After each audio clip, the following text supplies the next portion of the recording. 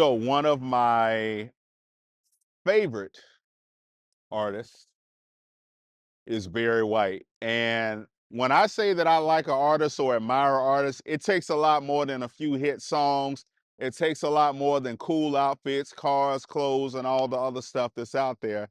I got to have respect to your character and something that I've learned about you that's motivated and inspired me. Now, one of the things, again, I don't know if this is 100% uh, factual with the date, but I have heard several times that Barry White walked from South Central all the way up to Capitol Records in Hollywood trying to get a record deal.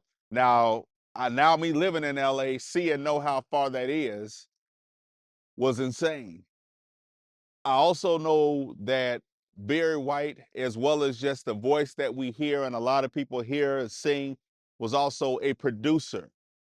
So a lot of those beats and that music you hear was production by Barry White. You know, a lot of cats now it's become a separate thing now because most artists can't produce. So now we have the advent, which we've had over the last, what, 30, 40 years of now the producer being a star or people separately just being known for producing. The brother was producing, writing, and singing these songs. And that's how, when I was reading how he got directly into the industry, it was because he was already writing and producing songs. He had a moderate success with something that he wrote. His wife, Glodine White, was in a group. I have their name on the tip of my tongue, but he ended up writing for them, and then they got together. Was writing for, so he was already coming from a writer and producer background. Then another thing that I heard about Barry White was that, you know, a lot of times I would watch him, you know, his Love Unlimited orchestra, which was Barry White's orchestra. When, you know, I would see him up there on the stage and conducting this orchestra, it would always be overseas in other countries. And I know that a lot of Black artists have at times went overseas. Well, this was one thing that I found out is that I'm pretty sure, yeah, it was treated better, probably paid better, and more opportunity.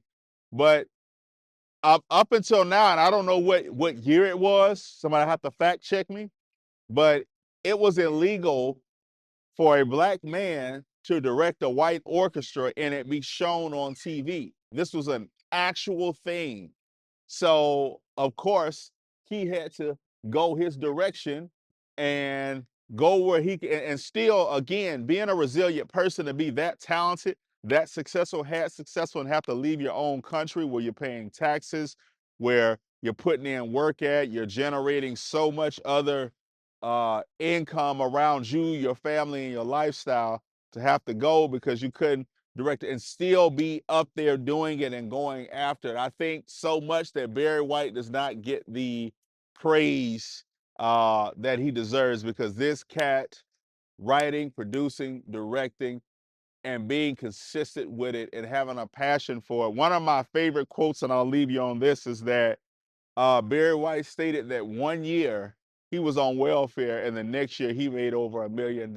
So it tells me that this brother was very in tune with the law of duality and a lot of deeper things. And that's what makes the artist respect me. Now, the music is great. I'm a big brother myself, 6'7", so I'm always going to put on and respect for the big guys like myself that are out there.